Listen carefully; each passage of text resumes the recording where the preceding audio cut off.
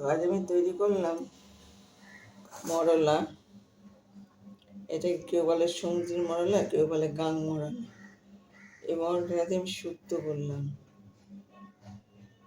করলা, আলু, কচু, ঢেঁড়স সব দিয়ে। হয়তো ভাববেন যে কচুটা দিয়ে করেছি এ তো হড়হড় করবে, ঢেঁড়সটা দিয়ে করেছি এ তো হড়হড় করবে। না, কিচ্ছু হবে না। এই যে আমার দেখুন একদম ডাটো রয়েছে। যদি এর থেকে বেশি গলে যাবে তখন ওইটা খারাপ লাগে, ভালো লাগে না।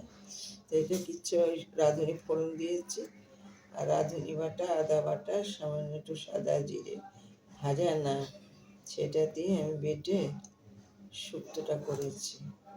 আর করলাম ওই গাং মরালারই কাদা কাদা ঝোল করলাম। কালো জিরে ফোড়ন দিলাম, পেঁয়াজ দিলাম ফোড়নে, আর দিলাম আলু আর বেগুন ছোট ছোট করে ডুমো ডুমো করে কেটে দিয়েছি। এই যে আলু আর এই যে বেগুন, আর মাছটা হালকা ভেজে নিই। শুক্তোর মাছটাও হালকা ভেজে নিয়েছি, আর এইটার মাছটাও হালকা ভেজে নিয়েছি একটু মশলা মাখিয়ে। বেশি ঘাটিনি, তবে মাছটা ভেঙে যাবে।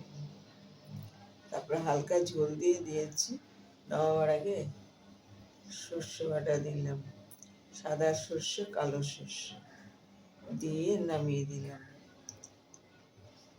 ভিডিওটা ভালো লাগলে লাইক শেয়ার করুন, সাবস্ক্রাইব করুন, আমার পাশে একটু